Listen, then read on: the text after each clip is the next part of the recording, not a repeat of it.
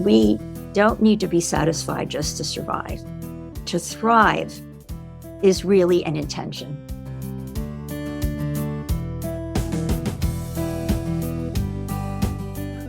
At Home with Growing Older is a nonprofit organization which believes in peer learning and creating discussions which bring the lens of aging to a variety of topics. At Home with Growing Older is proud to be your host of At Home on Air, a radio hour offering connection, community, and knowledge to our participants remotely. Now, we invite you to listen and learn from this live recorded episode of At Home on Air.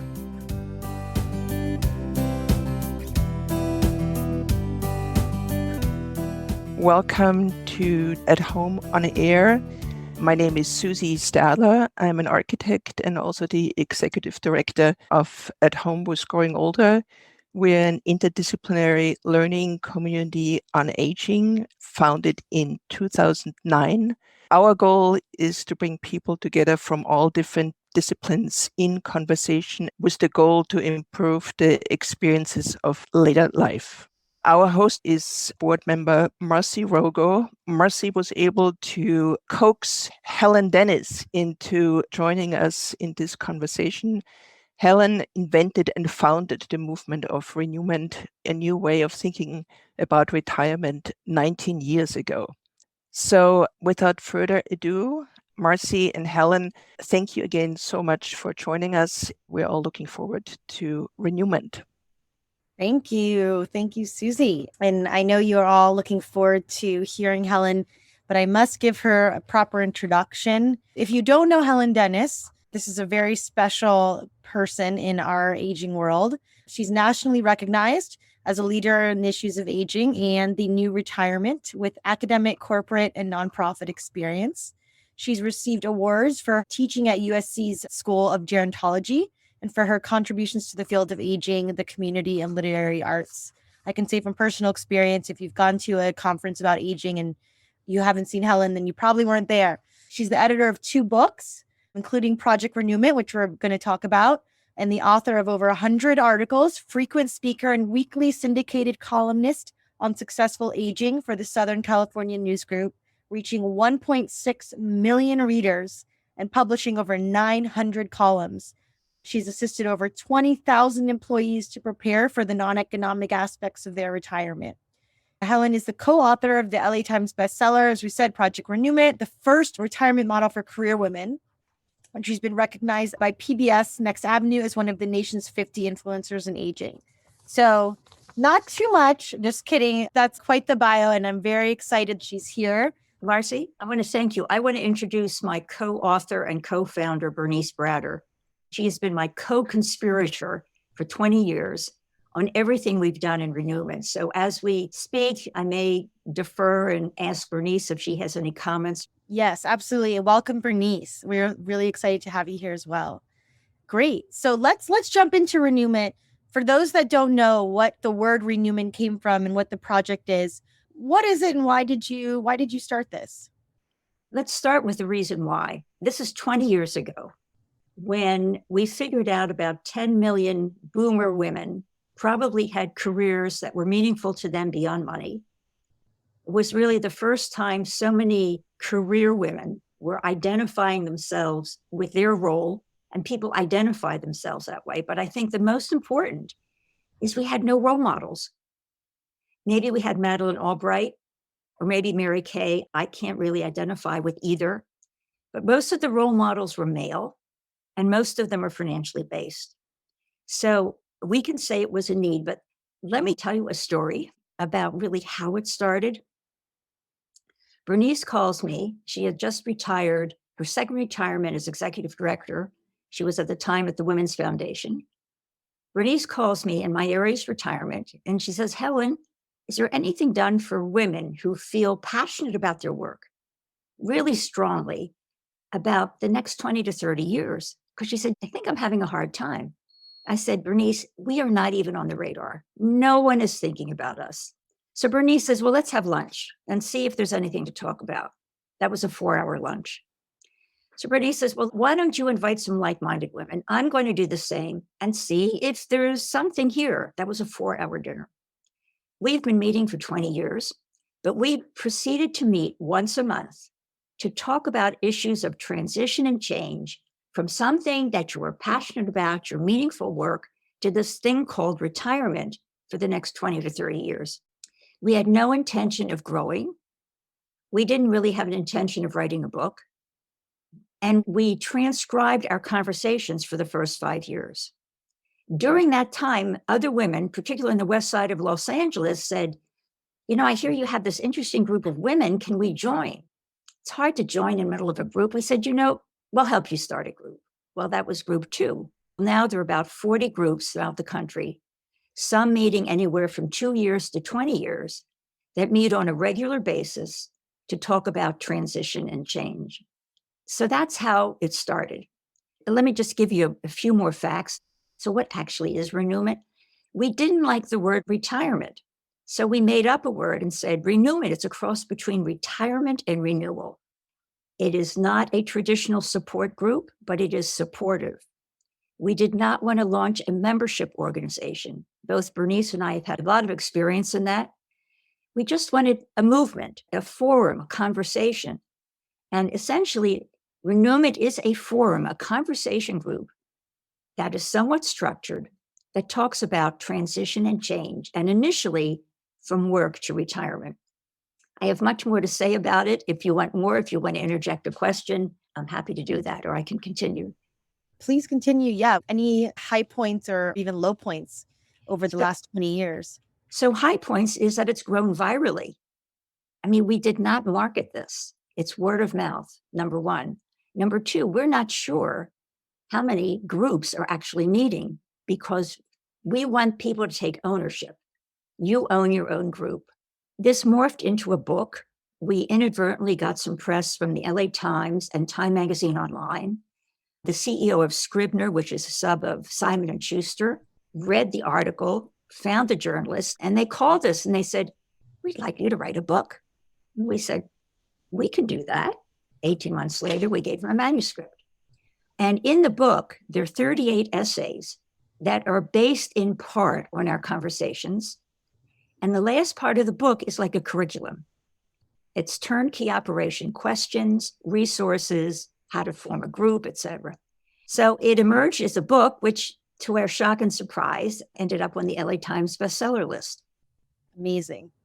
We had no intention for this to occur, but inadvertently, we have created enduring communities of women. People did not join us to make a new best friend, but these women bonded.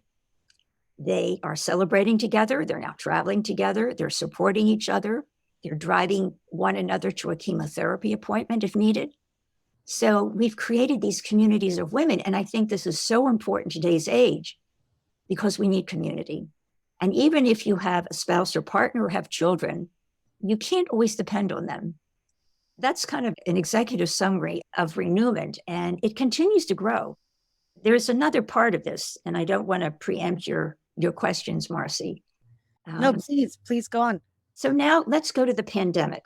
These women can't meet. So Bernice and I talk about this. She said, let's just try and send out an invitation from our database and say, we're going to have a renewment roundtable. We have 15 seats. If you want to join, just let us know. Well, we did that for the first roundtable, and then we had a waiting list. And then we had group 2, and then a waiting list. Well, we're now in group 7 with a waiting list. And as we talk more, if any of you are interested in joining us for a roundtable, we're happy to have you.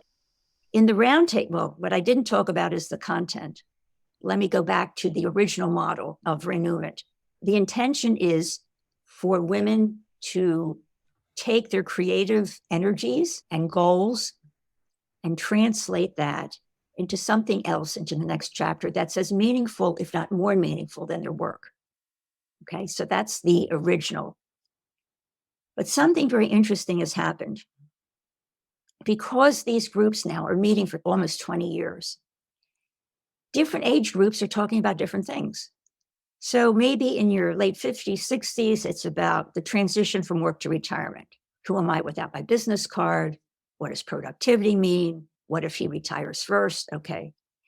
Then moving women into, let's say, late 60s, 70s, more practical things, housing, financial security, caregiving. So now we move same women into their 70s, late 70s. Conversations are more existential. Am I leading the life I want to lead? What is my legacy? And then we have women in their 80s. That seems a period of time when women are talking about health.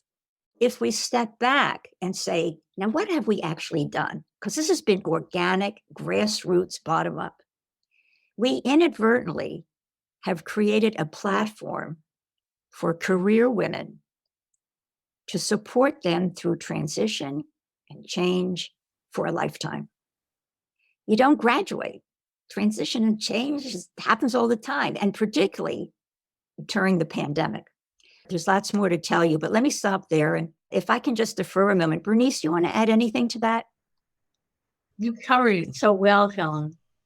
I think that one of the outcomes that we never really expected was that deep, deep friendships are started with the groups. And that has been a joy for women who have worked very hard, often taking care of their families and not having an opportunity to make that many friends because they're so taken up with what they have to do. And the other thing to be added is the fact that these are fabulous women. It is such a privilege and a pleasure to be able to work with them because they bring so much to the round table, as we talked about. One woman was looking for a home in Palm Desert, and another woman in the group who he didn't know at all was a realtor and was able to help her find a place in the desert. So there are lots of wonderful offshoots that we didn't anticipate.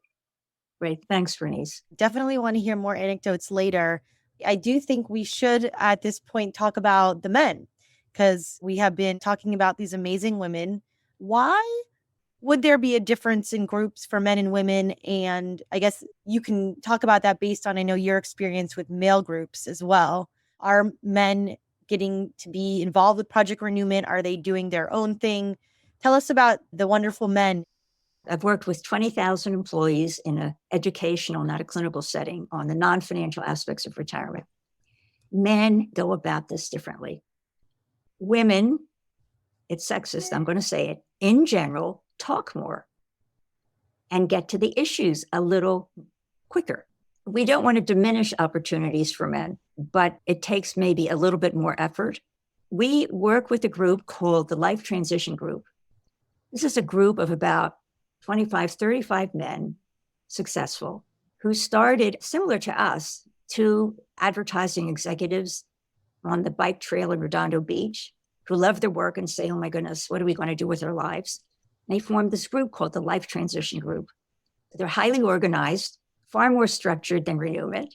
They meet once a month and have a program. So once a year, we sit around a conference table of 16 seats, 8 for us, the women, and 8 for the men. And we talk about a topic. We talk about relationships. We talk about goals in life. We talk about who have been our influencers. And what I always listen for, is there really a gender difference when we join both genders to talk about a common issue? The observation is generally not, except on one characteristic, and that is the ease with which women connect to other women who have similar concerns or interests. I remember one of the men said, how do you women do this? How do you make this so easy? I don't know if he had a good answer. I think the communal aspect of women is a little different, but I think that's going to change with generations as younger men are taking more family nurturing responsibilities. We always feel privileged to be together, but they have grown organically. There are 2 other groups in the Southern California area, and there's some groups on the West Coast that are forming, but it's still relatively new. And if people are interested in the Life Transition Group, I'll connect you with them. Yeah, I think you're right. I think it will evolve. There's been more acceptance of men being a little more vulnerable. in the media, at least as the years go on, taking those roles as a full-time parent, etc. And I'm excited to see how this evolves. I can add, groups are very powerful in terms of identifying issues. They're very powerful. And I think that's one thing we've seen both from the life transition group as well as our renewment groups. On the subject of groups, just for those on the call that may want to start their own or have informal groups, is there a magic number of people where it gets too big or a number where it's too small that you've learned? On the face-to-face groups, we find 8 to 10 is a good number. And typically these groups meet in someone's home as opposed to a restaurant, usually share a meal. And I can say we've had great cooks, great meals together. So that would be the optimum. In our roundtable, it's a few more, but I would say 8 to 10 is an optimum number. Can you feel any loss in the outcomes or connections because of the pandemic? Has it been difficult to get the same out of it via Zoom versus being at someone's home? You always look for silver linings in a marginal catastrophe. And there has been a real benefit because we have women in our roundtables from across the country who in a million years would never be meeting with each other. We have a woman from Chile, we had someone from the UK, we had someone from Portugal, Tennessee, Florida, California. So the virtual nature has allowed more diverse women to spend time together. So that's been a plus. That's been a plus. Yes, that's a really good point. And it's very good to focus on the silver linings. Well, let's take a little break from Project Renewment for the moment. Many people may not know that you are an amazing writer who has answered hundreds of questions for successful aging to over, as we said, 1.6 million people. What is the best advice you've ever given and maybe even received being an author with that kind of reach? I try to be cautious and not to give advice. I'd say something to consider. This is something you might investigate. But I think there's probably a theme that goes through all my columns, and that is we need to take responsibility. We have to take responsibility for our own aging and how we age. Someone's not going to do that for us. So I think one is responsibility. The other is initiative. We have to maybe start something. We may have to ask the first question. We need to be initiators. And I guess the other theme that goes through is hope. There has to be a modification, a possible solution, a resource. There were 3 themes, regardless of the topic, that I like to convey. And I believe it. And if it's not believed, there's research to back it up. Just as an example, John Rowe and Robert Kahn years ago wrote a book, Successful Aging. And in that book, they made reference to studies in Sweden of fraternal twins. And the question is, how much does genetics and how much does lifestyle play into physical aging? Knowing physical aging is a declining process, that's a given. And they found that 70% of physical aging is due to lifestyle, was 50-50 for cognitive aging. So if you take that as your premise and you say, you know what, how I age physically, which means I lose functioning, that relates to 70% of my lifestyle. Again, I'm speaking in generalities, which says we have a lot of influence over how we age, which means we have the opportunity to take responsibility for it and do things which are good for us, whether it's exercise, good nutrition, managing stress, etc. And I think that's an underlying philosophy in all of my columns. So interesting. I wonder, why is it so hard for us to take responsibility as we age? I think aging is a hard sell, regardless of the data we have. It's like, don't talk to me about aging. I don't want to get old. I got a bad image of it. It's something we don't like to face. And I think we don't like to face it because we think we're victims of our aging. I like to put out, that's a choice. Now, there are people who have chronic conditions, acute conditions, and caregiving issues. There are hardships in aging, and we need to acknowledge that. But there's the other piece that says we have influence. It's like the fear of death, fear of aging. And let me toss in ageism. Ageism is alive and well in our society. whether it is in entertainment, whether it is in business, or whether it's in nonprofits. It's one of the last socially acceptable isms in our country. So people shy away from it. They shy away from it.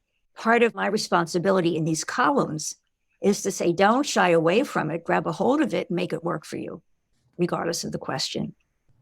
Yeah. So I want to talk about the pandemic, even though we've already talked about a silver lining. You're a professor in the field of aging. How has it changed our field? We've seen in the news the issues going around with independent living facilities and nursing homes. Are there any takeaways as professionals in the field of aging that we can latch on to? If there has been any crack in our society, the pandemic has made it a ditch. Yes. And I think that comes with aging also. I think the pandemic has increased the awareness of aging. First of all, older adults are more susceptible and vulnerable to the virus. Second, the mortality rate for those 65 and above, 80% of the deaths are people from 65 and over. The incidence isn't as great, but the mortality rate. So there is an awareness. Then we talk about rationing care, overwhelmed medical facilities. And we ask, where are older adults going to be in line? Is the age of 85 going to work against you? So that's a big issue. The other thing I think the pandemic has drawn attention to is the issue of loneliness, isolation, conditions in long-term care facilities, the importance of relationships. All of that was important before the pandemic, but now it's just been elevated. It's become even more important. And you read it in the press. We talk about older adults and employment. Right now, the unemployment rate for older adults is higher than for people in midlife. Everything has been elevated. That has been perhaps an issue in aging. It's just become bigger with the pandemic. So hopefully that awareness will bring us closer to some solutions. I sure hope so. Sometimes things get worse before they get better. Is there anything you want to add? Just a brief piece in all of our roundtables. We can't have discussions and ignore the environment. And I just actually gave a talk on this, and the title of the talk was Aging and Thriving During the Pandemic, Are you kidding? Are you real? I mean, come on now. And I thought about that. My conclusion is we don't need to be satisfied just to survive. And to thrive is really an intention. That means, and there are a lot of definitions, you get better at something, you're just good at something, maybe like a communicator, you develop and grow, you are grateful, you feel good about yourself and your life. I think that we can hang on to one of those definitions and elevate it if we have the intention not to just survive. Our intention is to thrive. We're not going to go down a rabbit hole. We're not going to permit the pandemic to destroy our will. But I think it's an intentional type of thought because it's easy to just say, I'll get by. We don't have to accept that. Again, I'm hopeful. There are many examples of how people are thriving. I'll throw one in. To thrive is to discover things. People are discovering exercise. Ruth Bader Ginsburg was the greatest inspiration on many levels, but one of them is exercise. And so to be inspired, to do something a little bit more, to feel successful. I feel like your answer is also very much related to a previous answer about taking responsibility for our aging. For all of us to thrive during the pandemic means also to take responsibility for having to find joy in other things, like you said, in fitness, in reading. We just wrote a column in my work about getting back into letter writing, the old-fashioned art of writing a physical letter, maybe to your grandchild, things like that. Well, okay, with that, there's a couple of questions, more logistical questions about where everyone can find your columns, the Daily Breeze, your page there. Helen, is there another way people can access your columns? You can go to my website, which is helenmdennis.com. You can also go to a Facebook page called Successful Aging Community. I post all of my columns there. You can try the LA Daily News. You can try the Orange County Register. There are about a dozen newspapers that publish it. Wonderful. There are a couple people that have asked about joining Renewment. If they want to join or see if there are groups, locally, how does somebody go about that? So you can contact Bernice or me. I'm at Helen Den, HelenDenn, at gmail.com. We can let you know if there's a physical group in your area. And if not, we invite you to join a roundtable. Wonderful. Okay. So about the book, is it a how-to for how groups get together, or is it stories? There are 38 essays. They're short, maybe 1,000 words. And each topic reflects a conversation we had. And the topics go from, who am I without my business card? What if he retires first? Why do I feel guilty reading in the afternoon? What does productivity mean at this stage of life? Then the last part of the book says, so you want to start a group, here's how you do it. It is list of topics, list of questions, resources, troubleshooting a group. We tried to make it a turnkey operation because we decided we didn't want to go out throughout the country seeding these groups, and we want the groups to own them. Stay in touch with us. We like to track our groups. But there are some principles in running a renewment group. Typically, we have a time for we call check-in, just check in how everybody's doing. And then we select a topic, and that topic is discussed on personal level, professional level, historical level, and it's confidential. Yeah, I'm sure that's very important, the confidentiality aspect. We don't look at it as a self-help book. Women come to this from a position of strength. They've had careers, they've had influence over their life, but they'd like to have greater influence for the next 20 to 30 years and how to walk through that.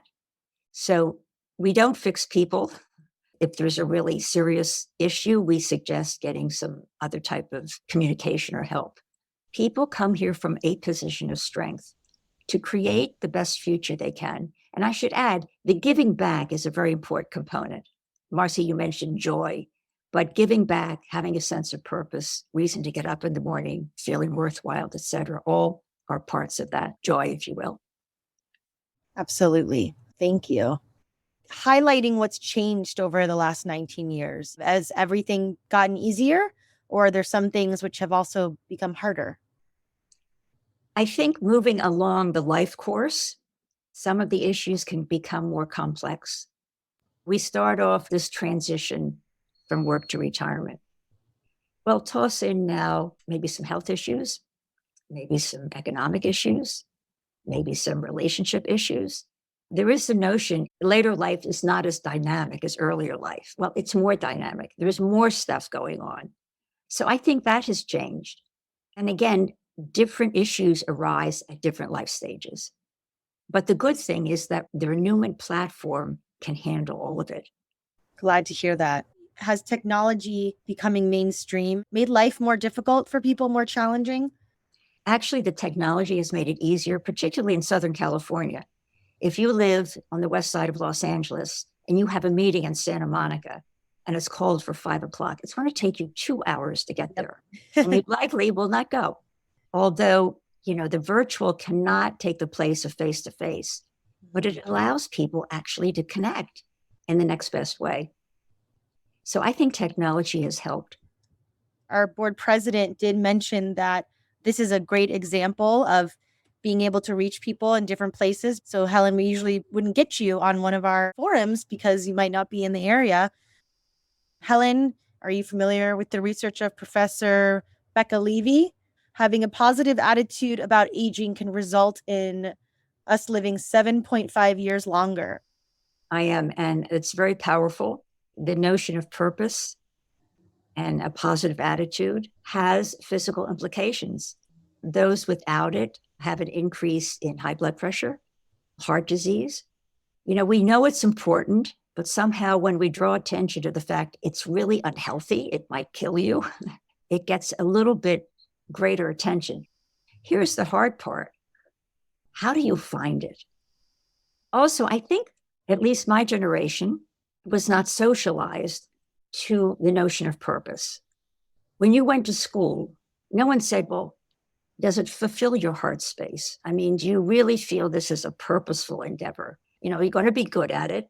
Can you get a job and go by? So having a purpose sounds so easy, but if you have gone along your life kind of on the trajectory, you went to school, you got a job, you may or may not have gotten married, you have a career, maybe you have children. Has anyone ever asked you what your purpose is? No, you just kind of went along all the channels, all the stages that we socially expect. Passion is another word.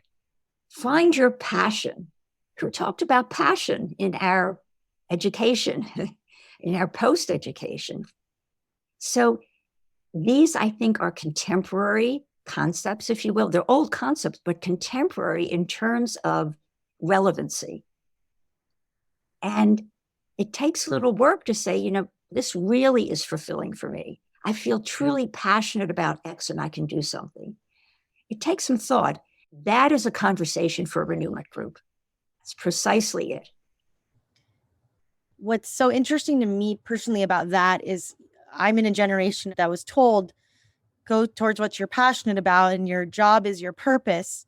But I'm finding in my 30s with a lot of my friends who are starting to have children, we're all learning the opposite, that your job is your job and it does not define you. And we're all trying to wrestle with that actually what's outside of work is much more important and that your work doesn't define who you are and to detach. So perhaps we're all just meeting in the middle.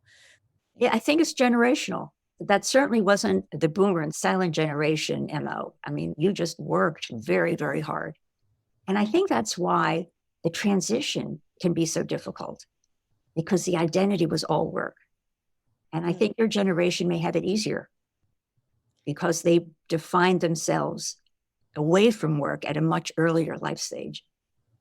Maybe. And actually, on that topic, Lynn asked if you promote intergenerational activities. Yes, very informally. We've had a couple of meetings which were extraordinary, where we invited some younger women and some of our mature women. And it was a moment of discovering one another. The younger generation couldn't believe that at our life stage, we were vibrant and interesting and doing good things. And we were amazed how enlightened the younger generation was. It's something we'd like to do more of. It has great opportunity. And I think we're moving towards much more inter and multi-generational approaches to aging and to life. It's an area that can be further explored. I should add, Bernice and I do this as volunteers.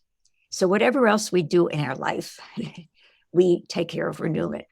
And so I think it's really a question of time allocation, and it's something that's waiting to be developed even more. Thank you for doing this completely volunteer. So do we, right, Susie? With that home and growing older, finding purpose in these other things outside of work. Rachel said, some people believe they're not aging successfully because they can't do the same things they did when they were young. I love that you are talking about taking responsibility and initiative for your own process. That is within the confines of your own capability, what is possible. And then she asks, can you say more about the human platform? Quote, the human platform can handle it. Did I hear that correctly? Are you saying we were designed to weather this kind of transition, that it's natural? I say we all have the potential. I'm not sure how we were designed, but I think we all have the potential. But we have to think about it. It's not automatic. It's a conscious survive to thrive mentality. There's also a debate about the term successful aging, probably 100 articles that address that, because it suggests if you, say, have physical limitations, is that successful aging? My position is if you are the best you can be, that's successful aging to me. If you're in a wheelchair, that's the best you can be. Doesn't mean you're without health issues. It doesn't mean that you're without limitations. But there's been a lot of arguments saying success suggests people either are or are not. And I don't like to define it that way. If you're the best you can be, that's good enough for me. Well, Andrea and Mikoko are wondering if you've been approached by women maybe who wanted to start a group or join one who didn't have a full-time career and might have stayed at home as their career. We have not. However, because it's about transition and change, there are women who are fully engaged in volunteer life who certainly would fit into the model. That's not to say you couldn't develop a roundtable for women who did not have careers. Just take the pandemic. It's certainly a big transition and change. We haven't done that because we did focus on career women, but that's not to say you couldn't put a roundtable together for women in that position. And it doesn't mean that the career women are more valuable than women who have not been in the workplace. I would like to say it's different, but not to put a value on it. We shall not. We shall not put a value on that. I thought of a question while we were talking about the groups meeting. Is there a specific topic that you've seen over the 20 years that has just always been a hot topic among the groups, like financial transition or grandparenting challenges, relocating? Is there a theme that you've seen? So I want to answer that, and then I want to defer to Bernice. The one that I would identify is identity. The who am I without my business card? And that would go to any profession. I also do some work with soon to retire rabbis and cantors, which is an interesting niche. That's a huge identity issue. Physicians, how do you become a non-physician, particularly a generation where you are your work?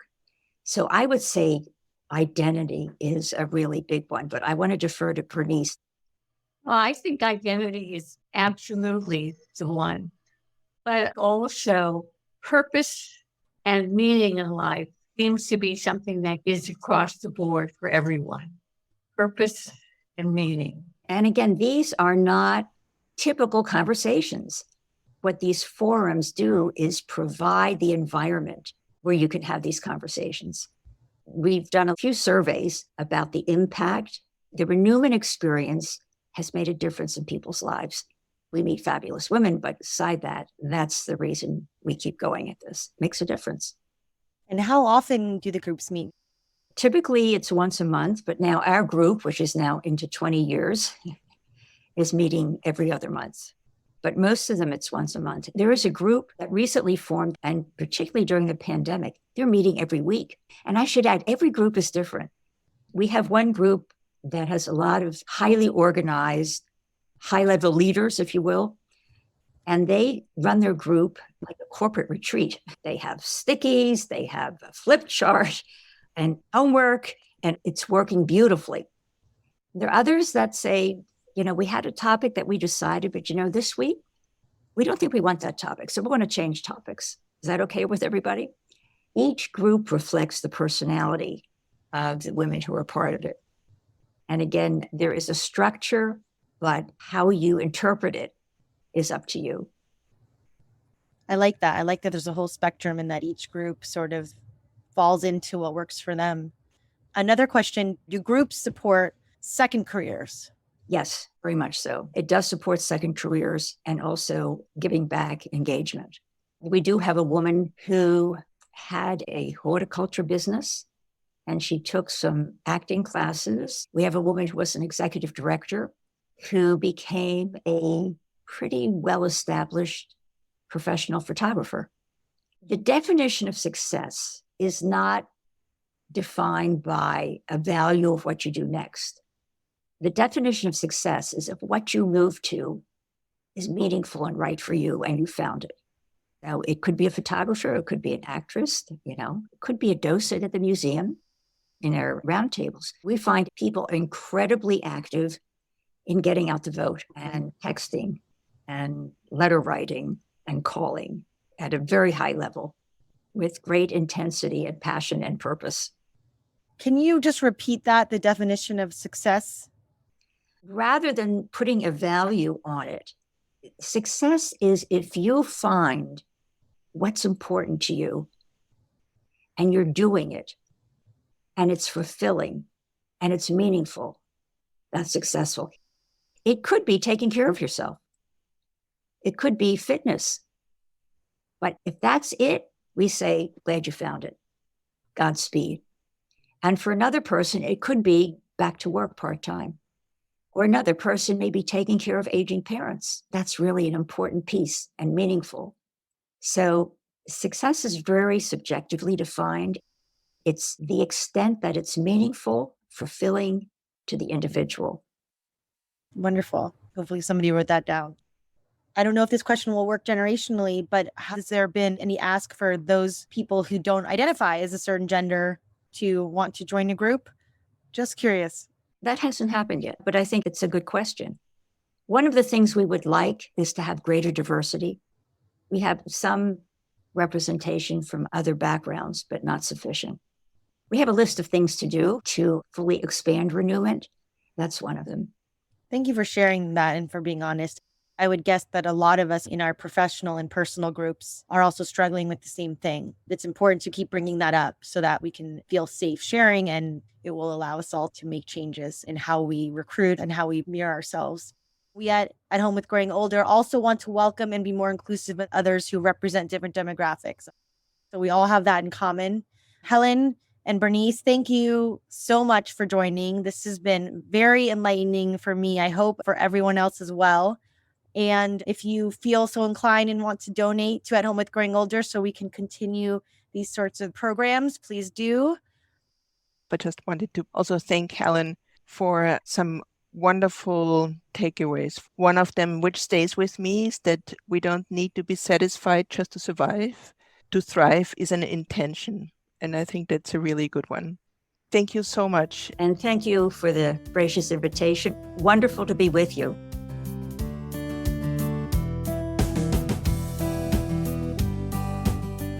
You are listening to At Home on Air. We are now switching to an exclusive interview update with Helen Dennis and Suzanne Stadler from July of 2024.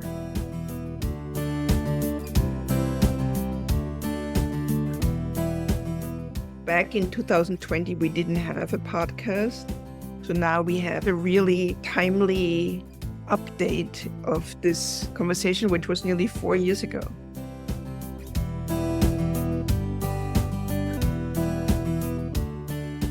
I continue to write my column. It's now over 1,200 columns in over 20 years. So that continues. I still do some retirement education and still involved with nonprofits. But renewment continues to be an interesting story. We now have over 100 women across the country participating, and it has grown virally. We've had 2 meetups. We have a partnership with University of Southern California, and we held it there. It's been 25 years for renewment, which is unbelievable. So we've launched a research project. We distributed a survey to our virtual women and to women who we still know are in groups. And we've held 1 of 2 focus group sessions. Our purpose is to really share what have we learned from each other from this experience, what has been the impact of renewment, and sharing with our peers and like-minded women, but of equal or perhaps even greater importance is what can we share with the upcoming career women who are moving into their next life stage. It's a different time, a different environment. They don't have to totally reinvent the wheel. So it has a lot of potential. Bernice and I have no intention of writing another book, but the dissemination plan is being developed. I'm not sure. It could be a report. It could be a series of articles. But first, we have to get the data back.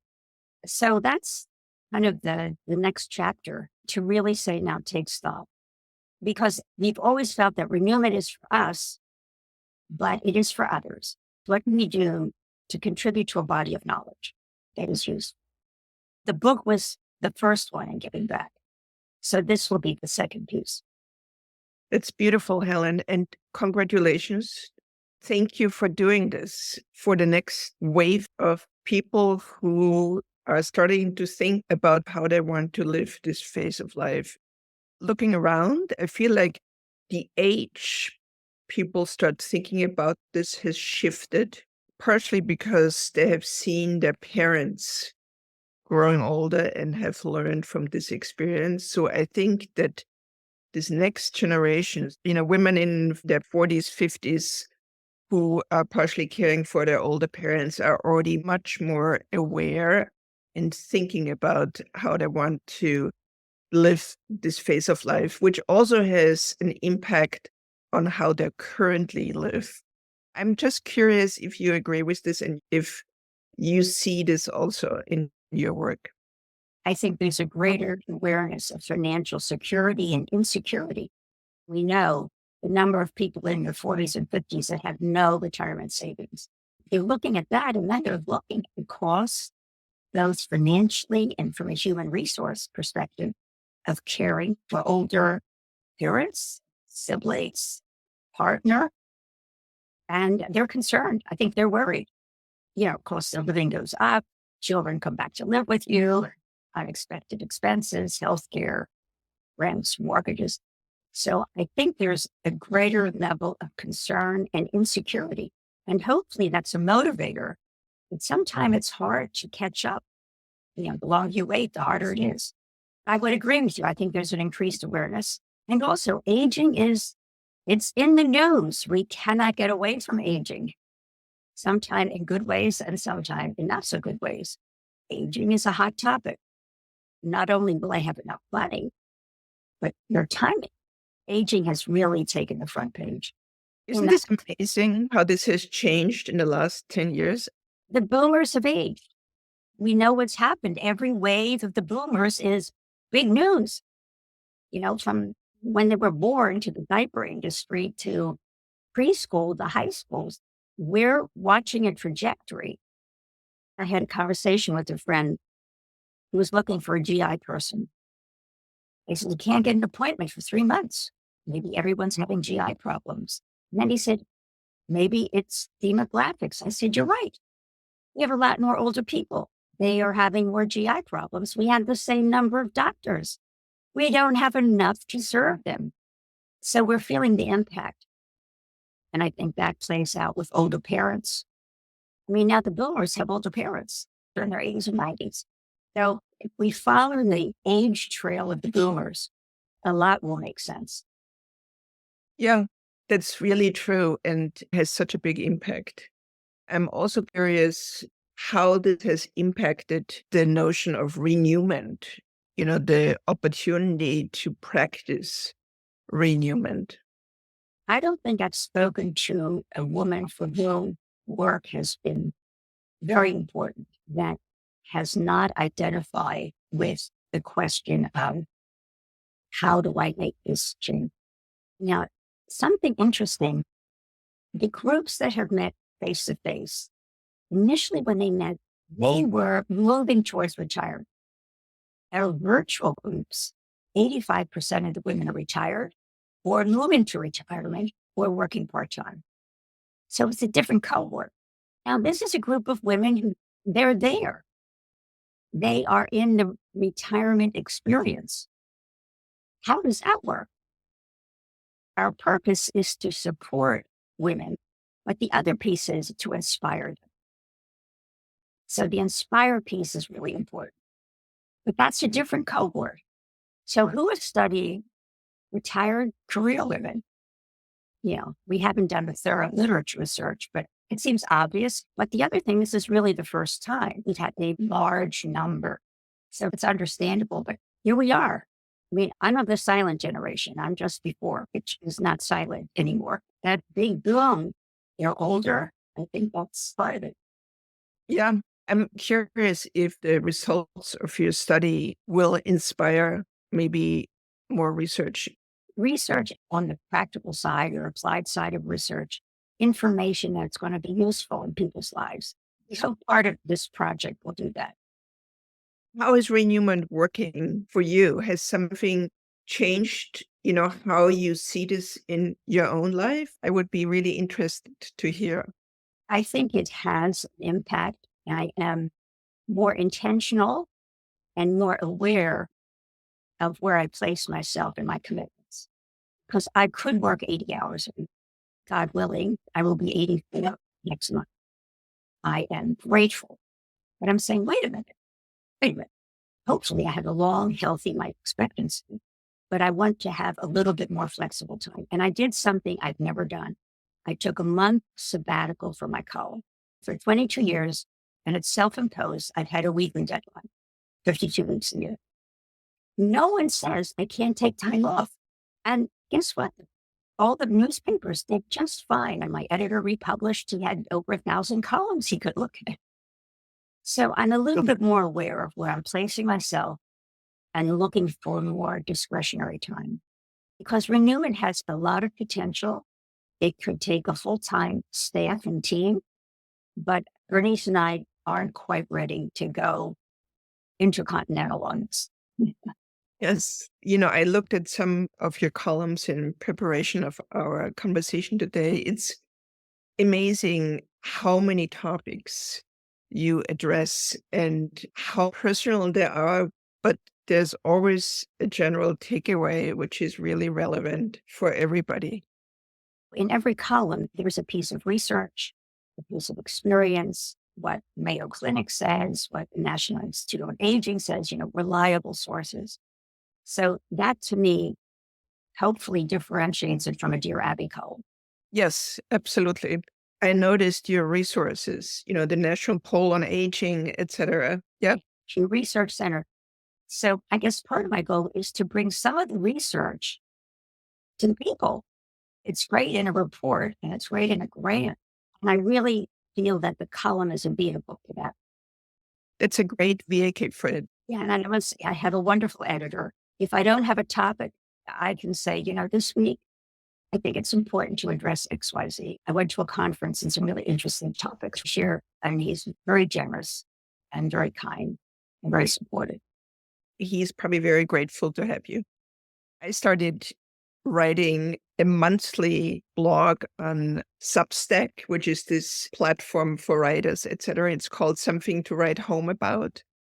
It's more of an opinion piece, and it touches again on this topic, different perspectives and components of how to manage your aging experience. I know how challenging sometimes it is. I can't believe you do it weekly. That's just incredible. So thank you for doing this. I would love to read what you're writing. Can you send me something? Yes, I'll send you a link to it. Thank you for your interest. It's very kind.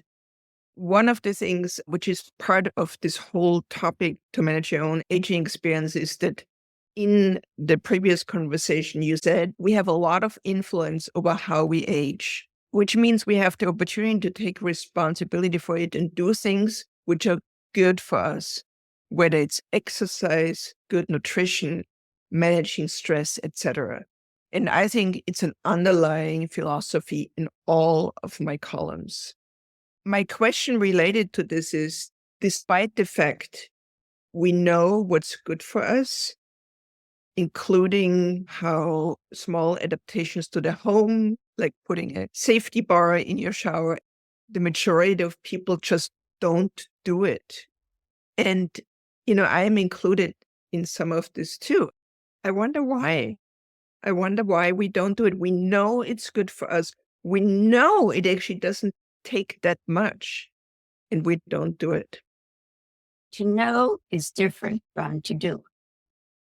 And I think basically we don't like to talk about aging, although aging is a big topic. We don't like to talk about our own aging and vulnerabilities. It may think of death, it may think of dependency, but I think it's an avoidance. I'll give you an example. I live alone. I'm a widow. Did not want to wear one of those things around my neck. The emergency buttons, yeah. Now, I've been living alone for 20 years. Apple came out with a watch that is a fall detection. I said, brilliant. It's cool. Absolutely. I've had it maybe 4 years. So why didn't I do it 8 years ago? I still was living alone. I think one is denial. Those emergency response systems work very well, but it was something that identified me with this thing on my chest that was unattractive, that wasn't cool, that didn't make me feel good. It doesn't categorize you. Exactly. Let's go to ageism. If we feel we're being perceived as, quote, old, whatever old means, but old meaning declining, old meaning no energy, old meaning we don't function because of the stereotypes of being, quote, old, I think we deny it. And I think it's because what society reflects. I mean, in Japan, it's not a problem. Old is expected. Hope you get there. If we go a little deeper on the denial, it's how society sends us a message that says, I'm old and useless. I'm old and ugly. I'm old and over the hill. We may know that intellectually it's not true, but society is very powerful. I mean, I live in Southern California in the Hollywood scene. It gets important here than it is in Nebraska. Yes, that's definitely a big part of it. When I think a little more deeply about denial, it's because how society will respond to me. I don't feel I'm how they perceive me. So it's denial. You go a step deeper. It's the societal perception and response to being old. I totally agree. And I also think it's the self-value we attach to ourselves in this phase of life, which often declines for that reason. We are doing this Aging 360 workshop, creative peer-to-peer learning workshops about how people can make adaptations to their home. And it very much links to your philosophy of renewment, creativity, taking action, etc. I always say aging is like an extreme sport. It takes the same practice, the same resilience, the same determination and imagination, similar to an athlete who needs to do a really demanding task. But as older adults, we get medicalized fixes and solutions, something which only points towards weakness and not strength. So I always encourage people in my workshop to actually think creatively and really put themselves in the center of this endeavor to adapting their homes. You certainly are in a position to do that. I mean, how perfect, how absolutely perfect for your profession. By the way, I have a colleague who was an Olympic volleyball player who wrote a book called Aging as a Sport. Are you serious? And she wrote the book. It's exactly what you said. The training, the competition, setting your goals and the frustration. I mean, it's really a great little book. I'm going to Google it and see if I can find it. I'm super excited. Thank you for mentioning this. Is there anything else you would like to bring up, which might be an addition to the interview you did many years ago and to our conversation today? So I guess when we started, it was just the beginning of the pandemic. That's exactly it. And so now this is out of the pandemic. So I guess since then, because of the administrative part of our virtual roundtables, we had to hire someone. So that's a new piece, but we raised enough money to have a part-time assistant for a year. So that's a little different, part of growth. That's right. Part of growth, and it takes some energy and capacity to do that, but then you want to open the doors to as many people as possible, of course. Exactly. I would say the conversations are a little different. The women are talking not about my transition from work to retirement, but more life issues, resilience, the role of friendships. In fact, we just launched a subgroup of solo agers. These are women with no family and no children. And that is growing. That is growing. How can people find this solo ager group? They can email me at helenden@gmail.com. So yes, and the solo aging group is both virtual and in person. At the moment, most are Southern California, but there are some from East Coast also. We have career women in later life, most retired, who are looking at, their future. And the two big issues are friendship and their healthcare. So I think that's really the update. It's a very well-defined group. Thank you so much, Helen. Thank you.